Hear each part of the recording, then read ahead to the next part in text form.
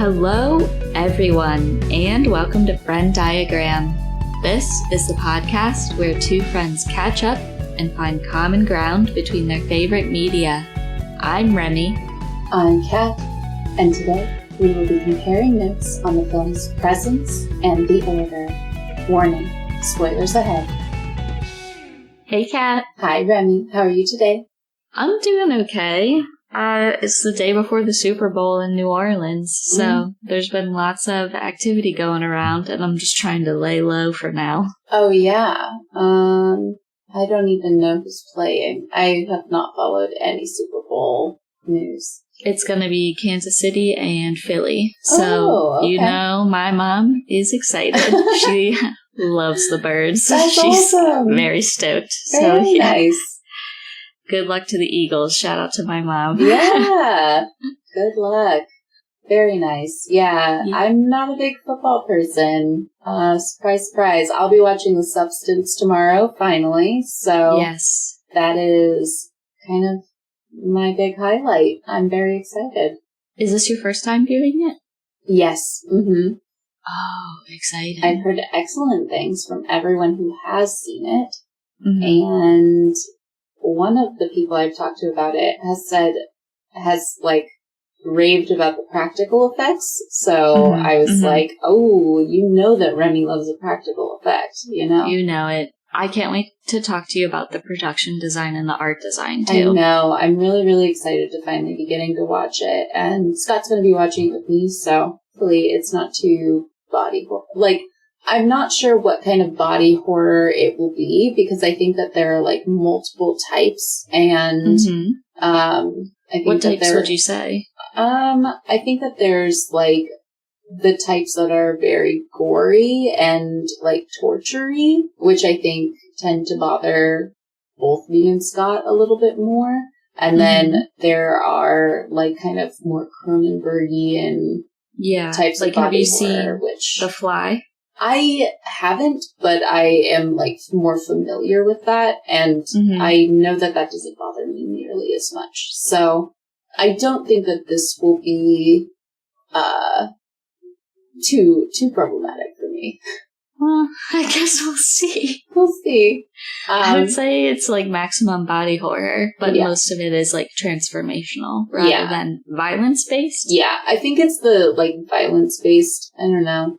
Maybe just prepare yourself. I'm excited. I think it'll be fun regardless. Even if I'm icked out by body horror, it doesn't ruin a film for me. So okay, yeah, and you have to see it, or you're not gonna understand half of my jokes at the Frennies this year. Oh my gosh, I'm so excited! Yes, everyone, get ready for the Frennies. Yeah. Our second annual Frennies. Yeah, right. Woo! Yes, very exciting. Mm-hmm. Do you want to talk about what the Frennies is to prep people?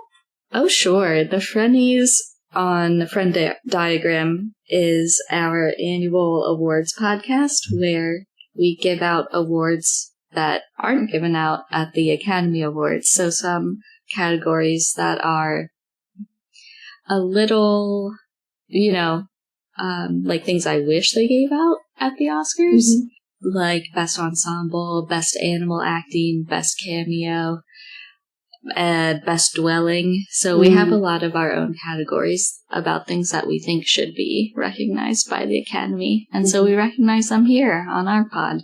And it's a lot of fun. Remy does a really good job preparing for it. So it's thank you. It's excellent. And I just kind of get to sit back and relax and react. It's just the best time. I love it. And I have 3 new categories this year. Ooh. So get excited for those. I can't wait. I'm so excited. So last week, I forgot to ask you, because it was our first week of recording with you in New Orleans. Before you moved to New Orleans, we had a whole discussion about cryptids and the loup-garou, and I totally forgot to ask you for a cryptid update. Have you seen the loup-garou? Have you created a monster in the lake near you? Tell me more. I have not yet seen the Lucaroo. No one has organically brought up the Lucaroo, unfortunately, but I will be sure to keep my ears peeled for that. I have done some light recon on Lake Pontchartrain in that I look at it every day.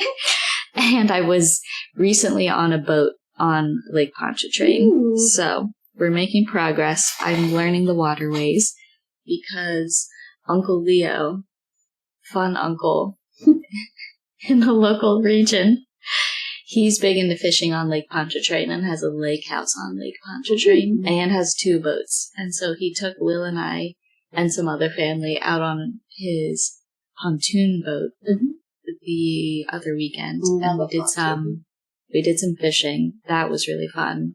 Got lots of good fishing instruction for brackish water, which is new for me. Only have experience fishing in fresh water, but now I'll get to have brackish and saltwater fishing experience down here. Brackish water is where it's like the mixing of fresh and salt.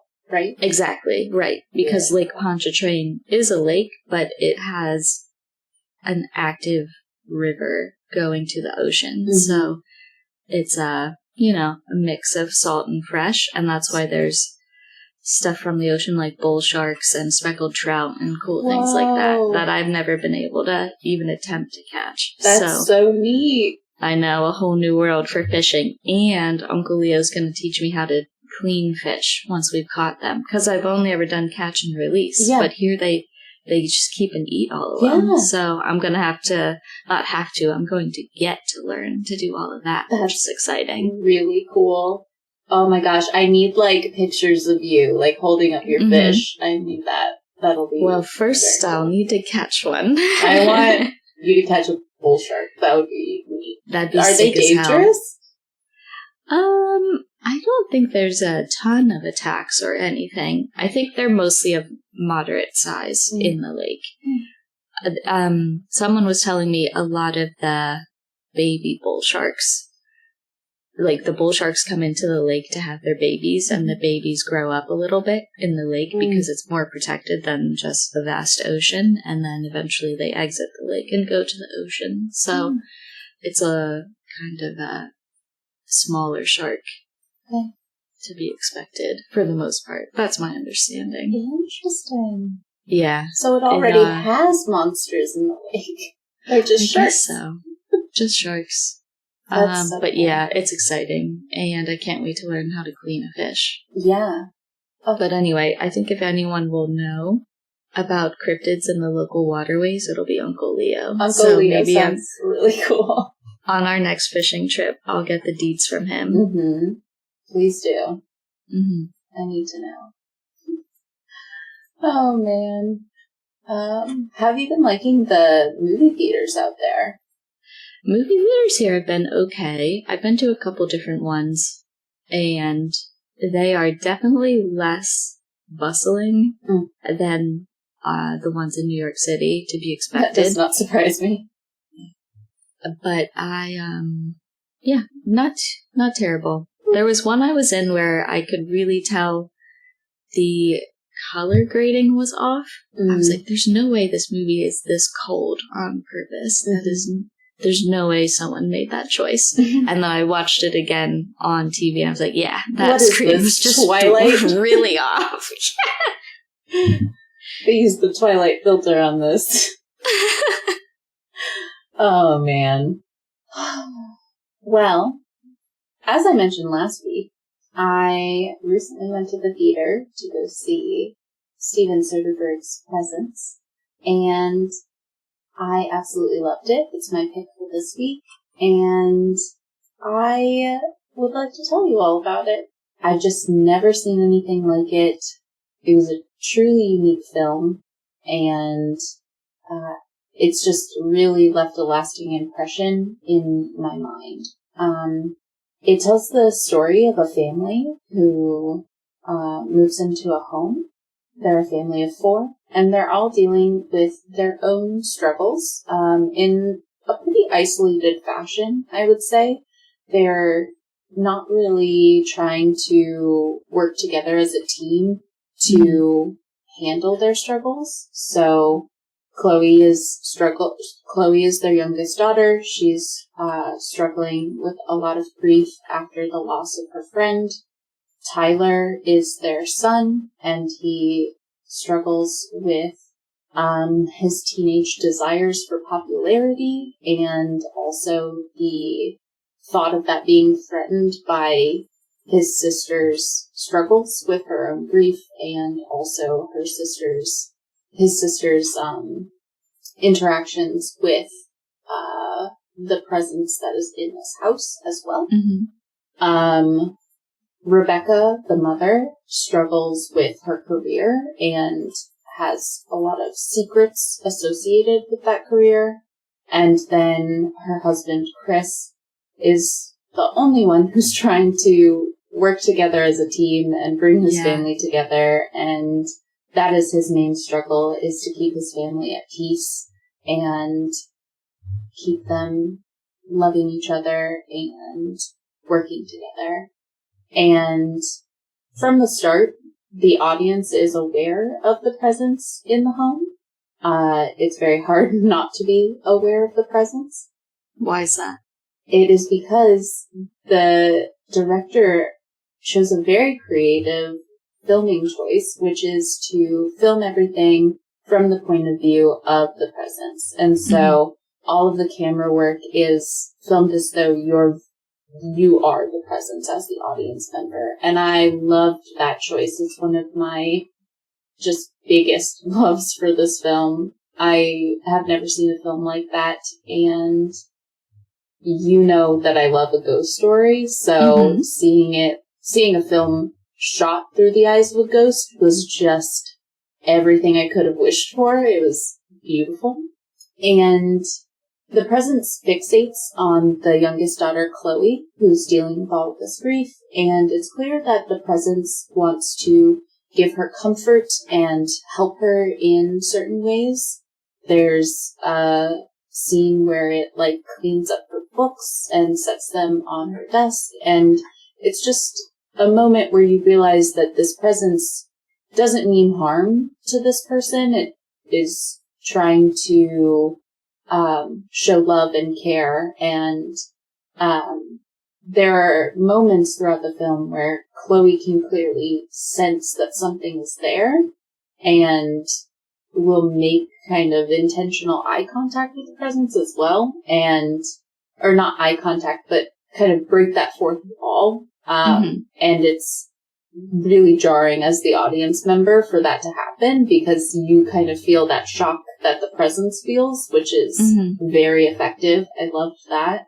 And initially, Chloe is the only one sensing this presence, but over time, the rest of the family comes to realize that they're not alone in this home, and that also the presence is there to serve some kind of purpose.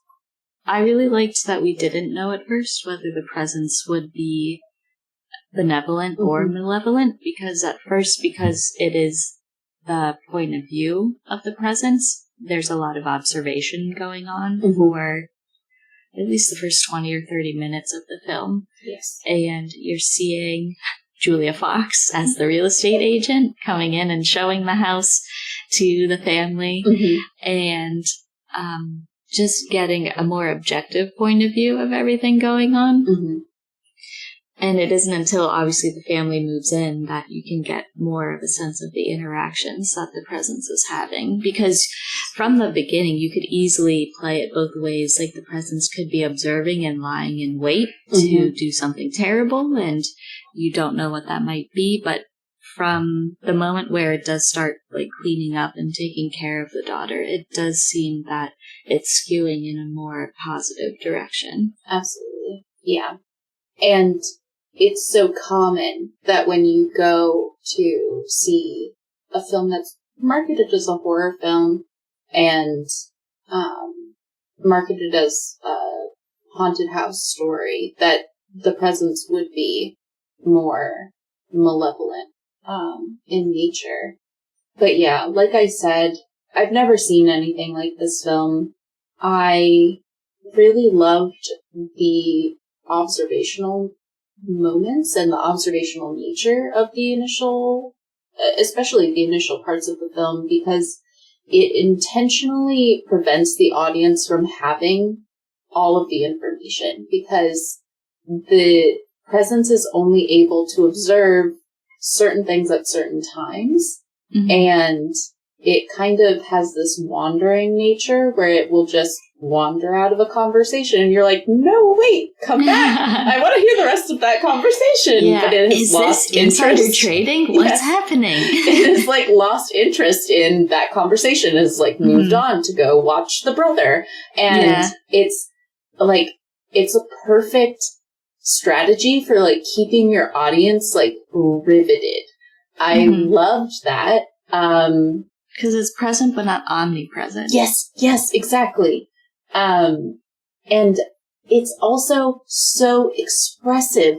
The camera work has like an expressiveness to it. So like when the presence like sees that Chloe is sensing it, it will like, I don't know the terms for like camera work, but there's like this pullback motion that the camera does.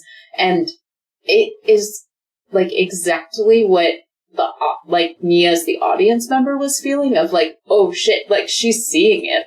And it like pulled back in a way that was like so vulnerable and so surprised, and you could just feel the emotions, even though there was no facial expression. You never see anything of the presence. And I just thought it was such a beautiful and creative way to approach the story. I loved every second that I was in that theater. Steven Soderbergh, the director, he also was the camera operator, at least for the majority of the film. Yeah. Oh my God. And I think he did an excellent job of what you're describing, in that he used camera movement as a layer of expression for the presence itself, not just in reaction to what the family members are doing, but he did a great job of capturing the emotional elements of the gaze of the presence. So he used like human gaze patterns as a way for expressing feelings of the presence, like looking away or moving closer, or, you know, doing things, averting your gaze in a way that you would as a person. And I think the choices he made with the camera movement was, like you're saying, wonderfully expressive and a really impressive feat.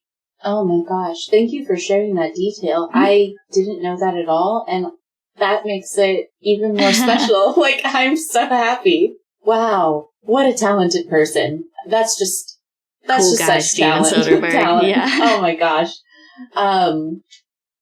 I'm obsessed. I'm obsessed with this movie. It's so good. The story itself moved me really deeply, and as the credits rolled, like, the ending is very abrupt, I would say, and very emotionally intense. Right at the very end, it hits the audience hard, and I just had like tears streaming down my face in the theater, and usually that's not something I like. I don't really love movies that make me cry, but I would watch this movie again and again and again. It does not make me feel averse to watching this movie. I loved this story. I loved its emotional impact on me. And one thing that I especially loved and felt like emotionally impacted me the most was the character of Chris, who is played by Chris Sullivan, I believe. And he's the dad. Yeah, that's the dad. And I loved watching Chris interact with his family. He has really meaningful interactions with each member of his family individually. He has meaningful interactions with his wife, he has meaningful interactions with his son, and he has meaningful interactions with his daughter. And I'm glad we get to see the range of those interactions, because they're all different, and they all are so filled with compassion and care.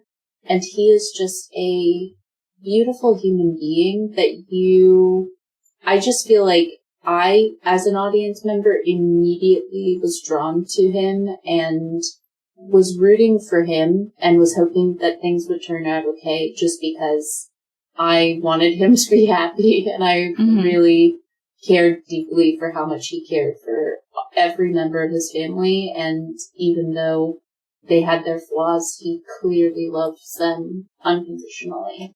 And there is one scene especially after Chloe confesses to her family that she believes there to be a presence in the house, and she gets kind of shot down by her brother, and the mom is more in support of the brother's opinions that this is kind of an attention grab or made up, that she's kind of crazy or something like that. And Chris sits down with her and tells her that, like, he'll always believe her, and just has this, like, really meaningful conversation about his interactions with his mother and his regrets of how he and his relationship with his family had gone. And I just think that if more parents, I just wish that every child had a parent that would sit down with them and have conversations about their own flaws, and that they would always be loved unconditionally, and that they would always be believed. Because I think that approaching your children with compassion and love and care is always important.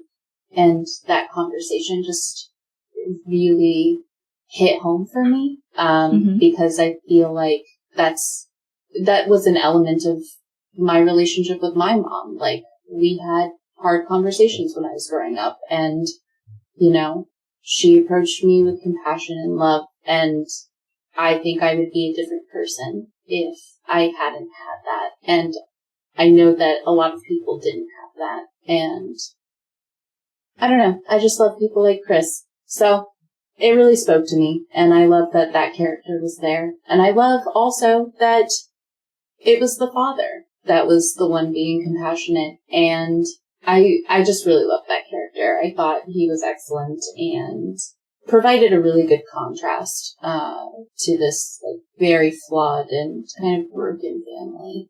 Yeah, I was really excited for you to experience the dad character. Yeah. After I saw the film, I was like, Kat's gonna freaking love this dad.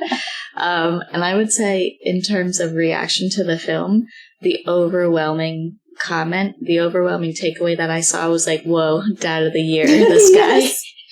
Yeah, absolutely. Yeah, he was awesome. I also loved his demonstrations of compassion and his mediation skills. Where did he learn to mediate like that? I love how he takes a different approach to each member of the family based on his relationship with them and where they're at in their emotions and in their lives. He handles his interactions with his son and his daughter so differently. Totally. And obviously differently with his wife as well. Yeah. But he brings the same, positive regard and constructive and caring feedback to all of them. And that family would have been just a shit show without the tact. Yeah. There's one conversation with the son that was just really, really good. And there's one line. I don't want to spoil too much, but I love that line. And I know that the exact one you're talking about. I really liked it as well. Oh, so good. But also, I think he is a perfect contrast to the mother character, who clearly has a favorite child, and in a weird way. It's so weird. so weird. Too weird. And he tells her, you have 2 children. You have 2 children, and one of them is really hurting. And he does treat both of his children. He treats them differently. Obviously, he has different interactions with both of them because they have different needs and they're different people. But he loves them, and he loves both of them, and that is so clear throughout the film. And I really love that.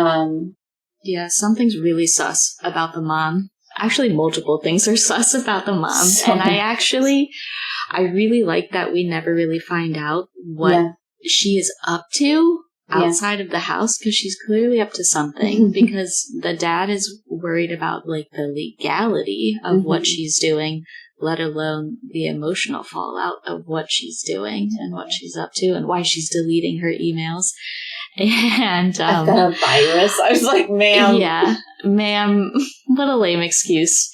But I actually really liked that we only got snippets of what was going on, and that we actually don't know. I prefer the mystery. I think that was more stimulating to have that unresolved, but you got the emotional fallout within the family of whatever the hell she was up to, and I liked having that unanswered thread kind of outside of the house. I wish I could have seen the film again before this recording, because I feel like there's so much that I would have loved to dig into, but really these are the things that stand out to me, and I highly recommend anyone checking it out. It is the first movie in a long time that spoke to me so deeply, and like, just, I felt it like deep to my core. And the last thing I'll say about this film is that it's very heavy. It has pretty heavy topics weaved throughout, and it has a sense of foreboding through the final sequence that's really upsetting and terrifying. So, as always, if you feel like you should, I would recommend checking your content warnings and doing some research before seeing a movie like this, because it could be upsetting to some. But I personally loved this film and think it was really valuable. I'm ecstatic about this film, and I'm so glad it was made. It was excellent, and I can't wait to see more similar types of films from Steven. He's an exceptional director. Yeah, and I think on top of a lot of the direction from Steven Soderbergh that you're praising, it sounds like a lot of what you liked also is from David Cope's screenplay. Yes, so right. The dialogue you definitely seemed to like, but also just the pacing with which we understand the benevolence of the presence. And I thought David Cope did an excellent job giving you just the minimum amount of information about the presence that you needed in order to understand the ending of the film. Yes. Because you're not hit over the head with the explanation for what's happening. I was with people in the theater that didn't understand the ending, and I had to explain it and lay it out for them. But I think if you're paying attention and you're catching the snippets of conversation and the details that people are giving you, that you're provided with in the film, you know, I thought it was straightforward. So, but, you know, it's subtle enough that you weren't, like, I didn't guess the ending. I was close. I was close to the ending. But, I'm curious, after this, let's talk about what you think the ending was going to be. Because I was also very close. Yeah. Yes. There was one red herring that threw me off. Mm-hmm. And, it had to do with the mirror. And, I wonder if we had the same thought. Mm-hmm. But anyway, I thought the screenplay seeded the right information for you throughout, but also left out information and kind of threw in some red herrings. And so I thought the screenplay was really well done. Yeah. And obviously the dialogue between the family members that you were praising earlier is from the screenplay as well. So great stuff there. And also, I'm so glad that you brought that up, because David Cope is also the writer for Black Bag, which is another David Cope and Steven Soderbergh pairing. So that makes me even more excited to see Black Bag, which comes out... Oh, when does that come out? Black Bag will be released on March 14th. So, nice. If you missed Presence, but you're excited about Steven Soderbergh and David Koech's work, check out Black Bat. I'm very excited about it. It's definitely, it looks really, like it could be really, really good. So, I'm excited. Yeah, definitely. Lots of potential there. Let me think. Is there anything else I want to say about Presence? I mean, I really liked the house, I gotta say. Beautiful home. And I did quite like the way they decorated once the family moved in. Yeah. Especially that living room with the bookshelves. Yeah. Great bookshelves. Loved that. And the daughter's room, that was, yeah, incredible. Do you know anything about, I feel like it must be more difficult to film in a house than on a set. And I don't know if you know a lot about, like, the differences there and can speak to that. Because I've always been curious about it, but I haven't done much research into that. I mean, it depends on your goals. Mm-hmm. I think it had a really interesting effect in Presence because the presence is beholden to a lot of the physical laws that humans would be, where, you know, it's not passing through walls. It's going up and down the stairs because Steven Soderbergh is walking up and down the stairs. And I kind of liked that. It made it feel like there were fewer shortcuts or cheats that the film was using, and I liked that it was following people because that's more creepy than, you know, just showing up in a room. And I think Steven Soderbergh spoke a little bit about those physical limitations when he was interviewed by Sean Fennessy for The Big Picture a couple weeks ago. He talked about how he had to wear really quiet shoes. I was just thinking that, like, when he's going up and down the stairs, there are no footsteps. He had special shoes that he wore. And yeah, I think they really had to plan and think a lot about just how to disguise the fact that a person is occupying space. I mean, the rig for the camera itself, they had to put a ton of thought into that. This presence hangs out in the closet a lot of the time. Yeah. So you can't have this huge camera rig that you're lugging around. You have to be agile and fit into certain spaces. So that is a consideration that he had to keep in mind when selecting the equipment for the movie, for sure. Yeah. Excellent stuff. I can't think of any other notable things I wanted to mention. What do you think the mom was up to? I mean, insider trading sounds like as good a guess as any. Okay. Because that's, like, distinctly illegal. Yeah. You know. Do you think she was doing, like, an affair and insider trading? I don't fucking know. She's wild. She's wild, man. She was so weird. She was so creepy with the son. I know. Why was that conversation in the kitchen so uncomfortable? I don't know what it was. That lady needs to get a grip. Yeah. Ugh. Great job by Lucy Liu, though. I know. Excellent. And I loved her right at the end, too. The end. Like, I thought she did a great job right at the end. Because she's, like, so cold and unemotional through most of the film, and then has just, like, this burst of emotion right at the end, and it's very, very strong. And the son, I mean, the performance of the son, Eddie Medei, and he was excellent. Like, just total fucking asshole the whole way through, but really freaking excellent. I thought that he had a really good emotional range in that part, and there were, like, lots of really quiet moments, but also just, like, moments of really good charisma, and then moments But he also really sold being a total douchebag, too. Yeah, absolutely. Absolutely. It was, like, hard to watch this kid just be an ass. It was absolutely awesome. I loved it. Yeah, I don't know. I could talk about that movie all day, I guess. Oh, also, great runtime. excellent runtime. Holy shit, what is it, 82 minutes or something? It was really It's an incredible short. runtime. It's really 1 hour and fantastic. 24 minutes, it says, yeah. Yeah, 84 means. Yeah. And that's great stuff. Yeah. Perfect length. Oh, excellent stuff. Yeah, go see Presents if you still have the chance. Oh, yes, please. View it at home, in your empty, quiet home. Hopefully Ideally. not haunted home. Maybe smudge. No. Definitely follow the Mantzukas rules. Yes.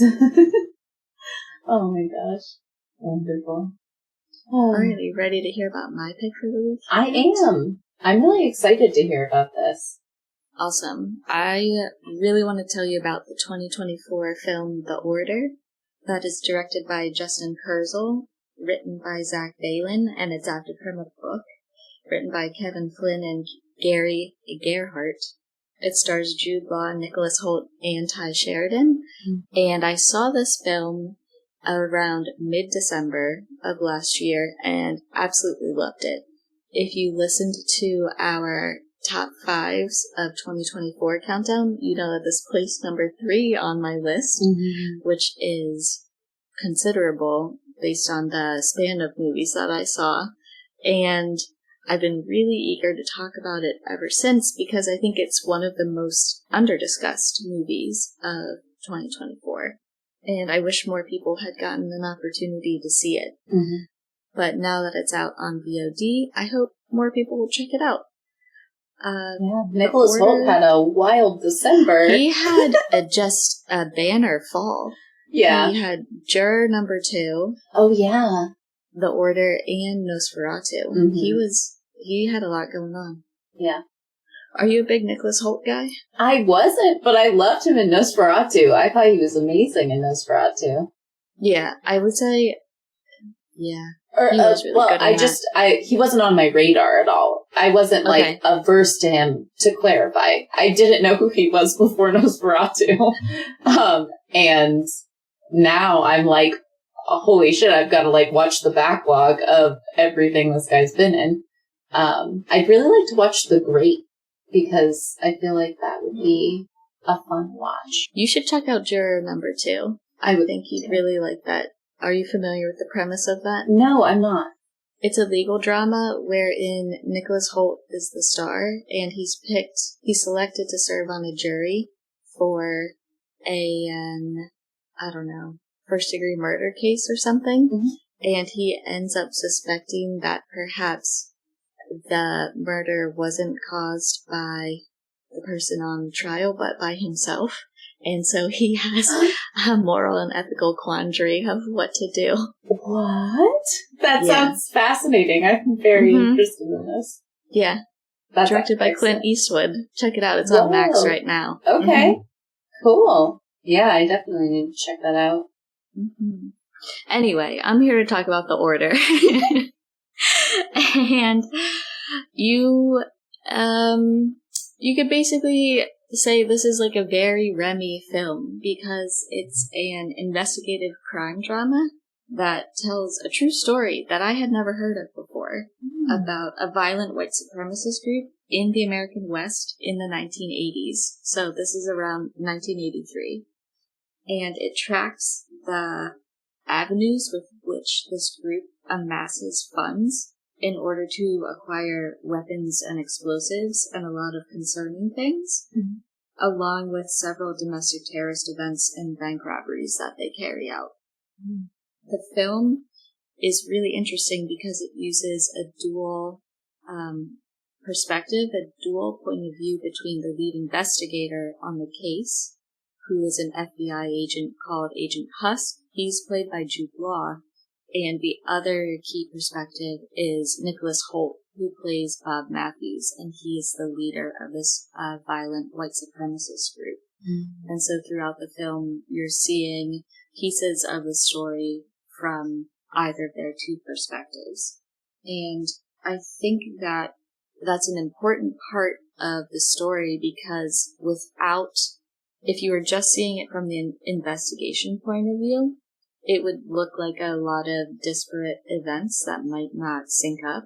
But because you're following Bob Matthews for part of it, you see just how troubling and insidious this network is from the outset. And so you understand the danger that is present throughout the film, because you see this really concerningly organized plan and concerningly successful orchestration of events that's being carried out across different states like Washington and Idaho, Wyoming, Colorado, all over the American West. Things are happening in this network of people that are somehow insanely good at robbing banks, even though they're complete amateurs.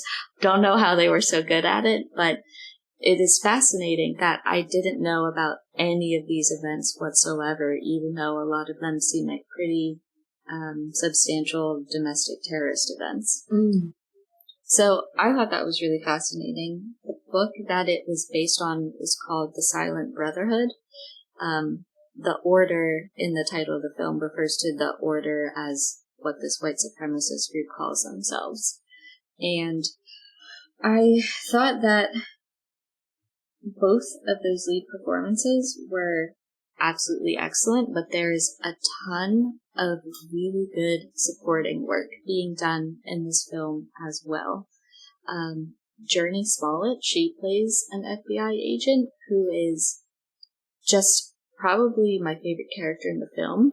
She is just a side character, but I love her contribution to the investigation and her interactions with Agent Husk, the main detective who starts out on the case. I loved their dynamic, and I thought she brought a lot to the investigation and really enjoyed her. Ty Sheridan, he plays a local deputy who gets involved in the case and kind of helps Jude Law piece things together. He did an excellent job. I loved his performance. He was such a contrast to the Agent Husk character. Agent Husk is very, how to describe him? He's pretty gruff. He's pretty, he's pretty over it most of the time. He's been through a lot, and you can really tell he's been put through the ringer and is just rough around the edges, you could say. While Ty Sheridan's character is relatively new, but he's pretty sharp. He's with it. He's putting things together, but he's coming from a much more heartful place in his work, and he brings a lot of warmth to the dynamic, and I really thought he did an excellent job of being, the good cop trope, but in a more nuanced and interesting way, if that makes sense. And another insanely good supporting performance comes from Mark Maron. He plays a radio DJ who has just some of the most killer monologues in the film. And while he's only in a handful of scenes, I thought he just did an outstanding job delivering those monologues. And I thought, I just loved his performance. Every time he was on screen, I was like, wow, Mark Maron's killing it. This rocks. I love this radio DJ guy. He played a character called Alan Berg, who was a real guy in real life, obviously, since this is based on true events. So just incredible ensemble, really strong lead performances, but excellent supporting performances as well. Wonderful acting across the board. And I thought the screenplay was really excellent as well. Like I said, I loved Mark Maron's monologues. I thought, maybe some of the dialogue was a little bit on the nose some of the time, but by and large, I thought the writing was excellent. Zach Balin did the screenplay for this, so I really liked the way that he was consistent with the themes being conveyed throughout the film. Themes of scapegoatism and isolation and an self-destructive drive that both of the main characters possess. Like a self-destructive drive in pursuit of their goal. Obviously, the two main characters, the FBI agent and the white supremacist leader, have opposite goals, but I think there is a shared recognition between the two of them in the dogged pursuit of those goals, very much in, like, the vein of Heat, where there's the recognition between Neil McCauley and Al Pacino's character of that they both have that dog in them, but in opposite directions, if you know what I mean. There's echoes of that in The Order for sure. And I absolutely love that because that acknowledgement of self-destruction and self-isolation because of those features you recognize in yourself are super apparent in this film. And that isolation and destruction is also wonderfully echoed by some of the breathtaking isolated settings that they use in the North American Rockies. Obviously, it's meant to take place in the American Rockies, but I believe it was filmed in the Canadian Rockies, and there's so many beautiful vistas and river, mountain stream settings that Jude Law is hiking through that take your breath away, and I'm just a simp for the American West. So it's... We should make shirts a simp for the American West. I love it, man. I can't... And mine would say a simp for the Heartland. God, it's just great. I love it. I love how it seamlessly reinforced that feeling of isolation, and it was beautiful, and everything about it I thought worked so well in concert. I think this film would be very at home in the Frontier trilogy, Tyler Sheridan's trilogy of films that he wrote, which includes Sicario, Wind River, and Hell or High Water. I think it deals with a lot of similar themes and has a consistent tone with those films. So if you're a fan of those films like I am, I would highly recommend checking out The Order. It is right in that nexus of interest and execution. Yeah. Gosh. And obviously, like, geography as well. Yeah. I love Wind River. I would like to watch that again. I know. Remember when we snuck into that massive lecture hall and watched Wind River? That rocked. The Zambini. The night of the Zambini. Yeah, so that's very much the vein of films that I would place this into.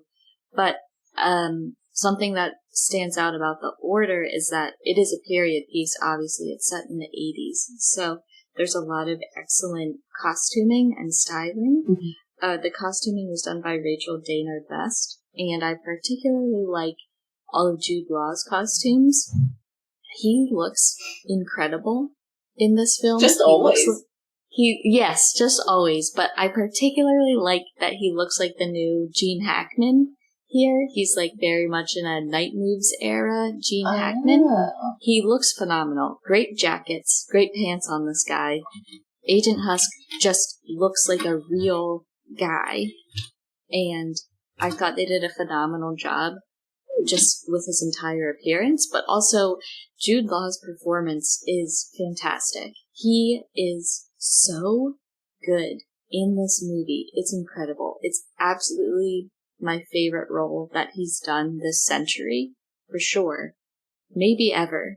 And I think this lead performance was really, really slept on in 2024. I think not nearly enough people gave Jude Law the acclaim that he deserves for his performance in The Order. It is exceptional and really good and really believable, and he does a lot of really great smoking in it. Ooh. Just great cigarette smoking. We love a good cigarette movie. He is fantastic. Some of the really wonderful things with his performance that are also, I think, attributable to the screenplay are that Jude Law's character is running from something that happened to him in his old life. I think he was an agent in New York City, and he went through a lot of formative, in a bad way, experiences investigating the mob there, and just reached a culmination point that resulted in him heading out west to start over, in a sense. And while we get some explanation of the goings-on that drove him out of that area and into this new life, and we get some hints as to the status of his family in that move, it's not over-explained. There are question marks throughout about what exactly is happening off-screen with his family, and I really liked that we're actually just left with his performance and his reaction to things and his nuance and subtlety to fill in those blanks, and I thought he did an excellent job of that. It was perfectly not over-explained, if that makes sense. What else? I mean, I loved his chemistry with Journey Smollett, the other agent who's kind of on point on this case. And I just loved the cinematography from the director of photography, Arakawa. He did an excellent job with all of the topography that I already talked about with the mountainous settings and everything, but he also did a phenomenal job with the final main sequence of the film, which takes place at nighttime, and there's a lot of flares and a lot of really beautiful but exciting but troubling lighting sources throughout that final sequence that he photographs beautifully. And I just thought everything was so well done in this film. Like, Justin Kurzel did an excellent job directing some really great action set pieces that were thrilling but really grounded. Like, you never felt like you were in a capital A action movie. Like, you felt like you were in the 80s with, you know, a police force with no technology. And you were grounded, and things were risky, and things were foot chases, and things were just very tactile and gritty. And I loved that element of the action set pieces. You and I, Kat, I think we aren't huge fans of really glossy, over choreographed fight scenes and action scenes, and so I'd say The Order is a great contrast to those sort of things, in that it's very real and very grounded feeling. Nice. Let's see, what else would I include that I don't want to give away? I don't know. There's just an intangible quality to the way Justin Kurzel presents you with a frame and lets you feel uncomfortable by it. A lot of the portrayal of what Nicholas Holt's character is doing on the white supremacist side is just really alarming in unexpected ways, in how you're understanding the philosophy of this group, you're uncovering the philosophy of this group, and the detail of the insidious nature of it is really surprising. Like, they have a manual that they're following, and a philosophy that they're following, and a dogma that is pseudo-religious, and all kinds of backstory that you eventually learn, but it is constantly, it has this constant thread of a reliance on just an insane number of weapons. And there's like a really disturbing scene where he's basically teaching a toddler how to use like an automatic weapon, and it is really shocking and alarming. And it is, I don't know, there are just some things that really stood out to me that capture a certain type of American attitude that, when presented in this context, are, it really like lays plain how disturbing a lot of American gun culture is to an objective observer. And I think that's a really interesting point of view that Justin Kurzel specifically brings to this film, especially because he is an Australian filmmaker, so he brings this outside perspective from a country that has had very intentional gun laws that have been reactive to horrible tragedies, but is so different from the way those things are handled in the U.S. because one of Justin Kurzel's previous films, Nitram, I think it portrays the specific incident that resulted in assault weapons, or maybe most guns being banned in Australia. I'm not super familiar with the legislation, but I know that their laws are very different and actually are responsive to things that happened in their country. Imagine that. So, yeah. So I think Justin Kurzel really brings that Australian perspective to the way guns are handled in this case in the US in the 80s. And I think that commentary, while it isn't in text, it's on the screen and it is palpable. And I thought he handled that in a really interesting and pointed way, and I really appreciated the way that he incorporated that into the story. Yeah, that must be really interesting to think about it from a different country's point of view. I think as an American, it can be just like so easy to like get used to the way things are and the way that like just get so trapped in the I don't know how to say what I'm trying to say, but it's like trapped the way that the way that things can't change because they've never changed before, and there's no tragedy that has elicited change, and it's hard to sit in that hopelessness. And I think that other countries look at us and they're like, I don't get it, and I think that would be really interesting to see. This perspective. Yeah.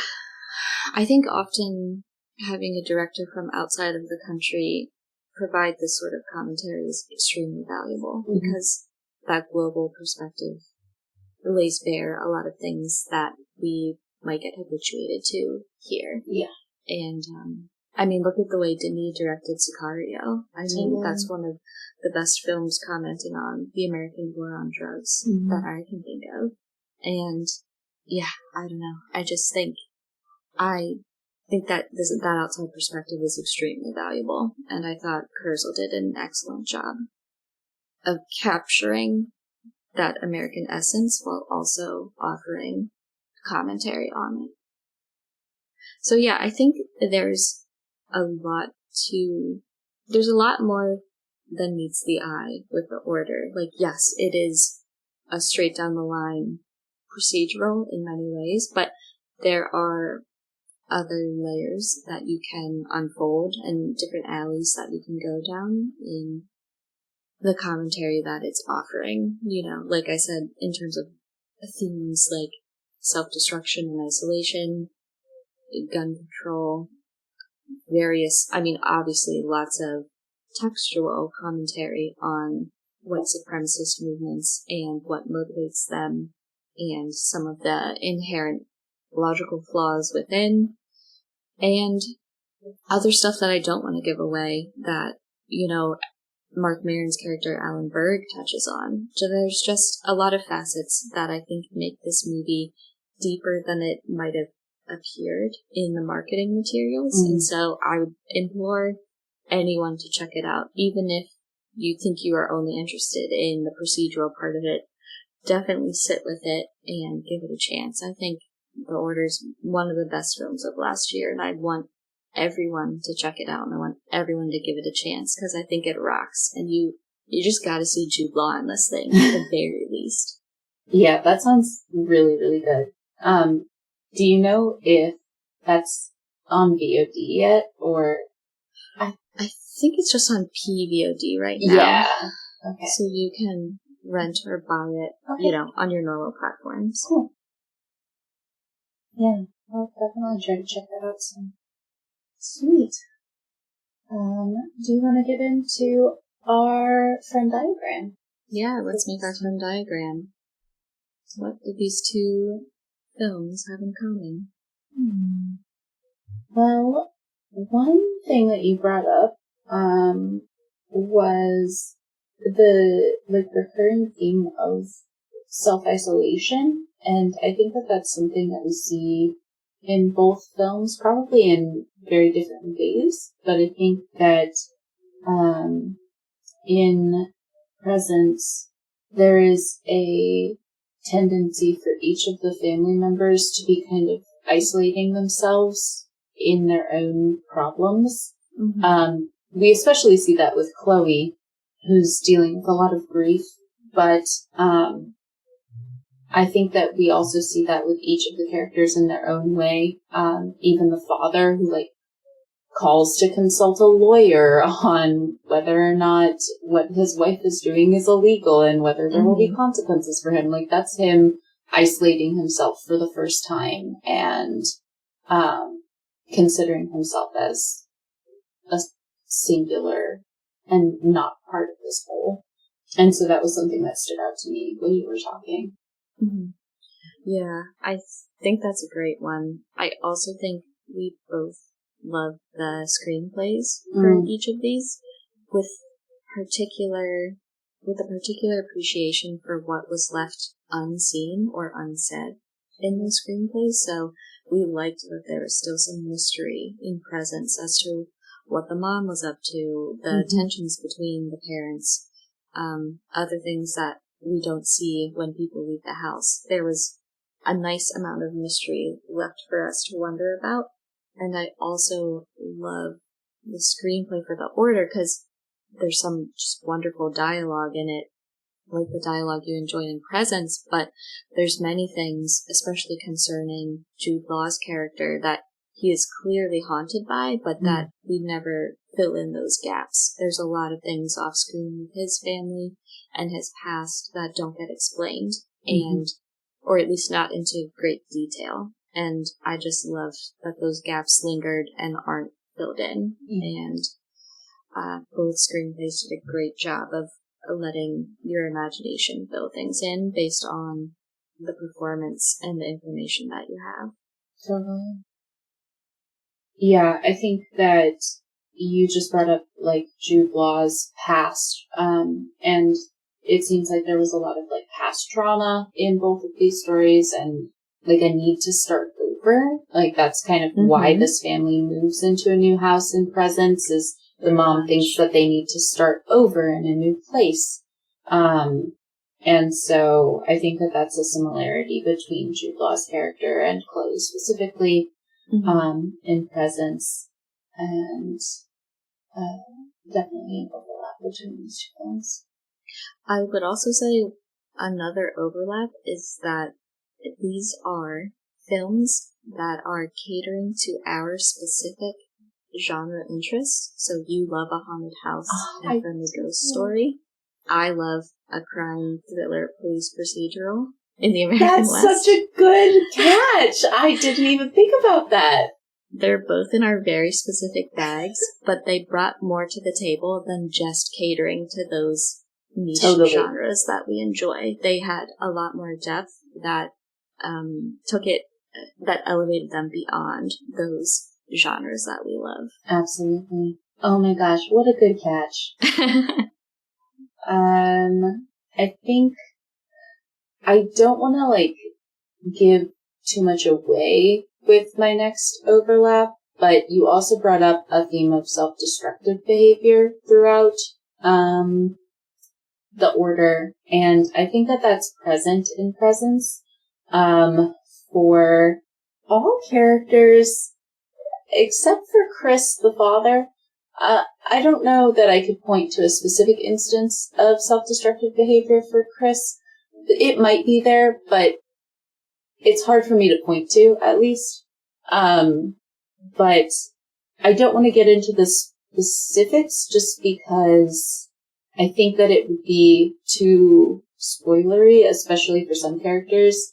I think that the mom's is pretty clear. Obviously, she's digging herself deeper into the career stuff and kind of doubling down on things like that and not confiding in her family and not seeking help and not getting out of it. So that one's pretty clear, but for the other characters, I don't want to get into it trying to think if there's anything else. I had one more that is a slight spoiler, but if I just say what I wrote down, it won't be a spoiler. Okay. But that there are not over choreographed fight scenes. Sure. And I really enjoyed that in Presence. Yeah. I thought that was really effective. Mm-hmm. I think that's fair to say. Yeah, understated action. Mm-hmm. Just 2 damn good movies, man. Oh, damn good movies. Exciting cinema.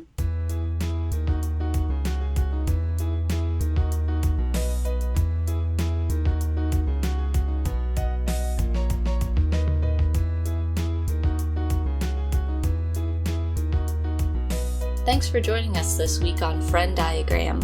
Thank you to Tyler Seek for the creation of our intro and outro music.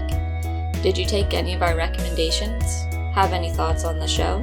Let us know at FrennDiagramPod@gmail.com, and we might read your email on a future episode.